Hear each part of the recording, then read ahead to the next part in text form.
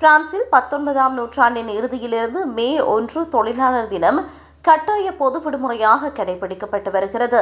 தற்போதைய சட்டப்படி மருத்துவமனைகள் மற்றும் போக்குவரத்து போன்ற அத்தியாவசிய சேவைகளை தவிர மற்ற நிறுவனங்கள் அன்று இயங்க அனுமதி இல்லை. இந்நிலையில் மே 1ஆம் தேதி அன்று குறிப்பிட்ட சில வணிகங்கள் இயங்குவதற்கு அனுமதி அளிக்கும் புதிய சட்டம் மூலம் நாடாளுமன்றத்தில் விவாதிக்கப்பட உள்ளது. கடந்த ஆண்டு மே 1 அன்று கடைகளை திறந்த பேக்கரி உரிமையாளர்களுக்கு அபராதம் விதிக்கப்பட்டதை தொடர்ந்து இந்த நடவடிக்கை மேற்கொள்ளப்பட்டுள்ளது. இந்த புதிய சட்டத்தின்படி பேக்கரிகள், இனிப்பு கடைகள், மலர் அங்காடிகள் மற்றும் திரையரங்குகள் போன்ற இடங்களை மே 1ஆம் தேதியன்று திறக்க அனுமதி வழங்கப்படலாம்.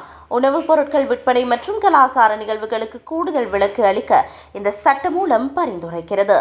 எனினும் அன்று வேலை செய்வதற்கு சில நிபந்தனைகள் விதிக்கப்பட்டுள்ளன. பணியாளர்கள் தாமாக முன்வந்து எழுத்துப்பூர்வமாக ஒப்புதல் அளித்தால் மட்டுமே வேலை வாங்க முடியும். மேலும் அன்றைய தினத்திற்கான ஊதியம் சட்டப்படி 2 மடங்காக வழங்கப்பட வேண்டும். பணியாளர்கள் அன்று வேலை செய்ய மறுத்தால் அவர்கள் மீது எந்த ஒழுங்குமுறை நடவடிக்கையும் எடுக்கவோ அல்லது பணி நீக்கம் செய்யவோ முடியாது என இந்த சட்டம் மூலம் தெளிவுபடுத்துகிறது. இது ஊழியர்களின் உரிமைகளை பாதுகாக்கும் நோக்கில் சேர்க்கப்பட்டுள்ளது. ஆனால் தொழிற்சங்கங்கள் இதற்கு கடும் எதிர்ப்பு வெளியிட்டுள்ளன. மே 1 என்பது தொழிலாளர் போராட்டத்தின் அடையாளம் என்றும் இந்த விலக்குகள் படிப்படியாக மற்ற துறைகளுக்கு விரிவுபடுத்தப்பட்டு தொழிலாளர்களின் ஓய்வு உரிமையை பறிக்கும் என்றும் அவர்கள் அச்சம் வெளியிட்டனர்.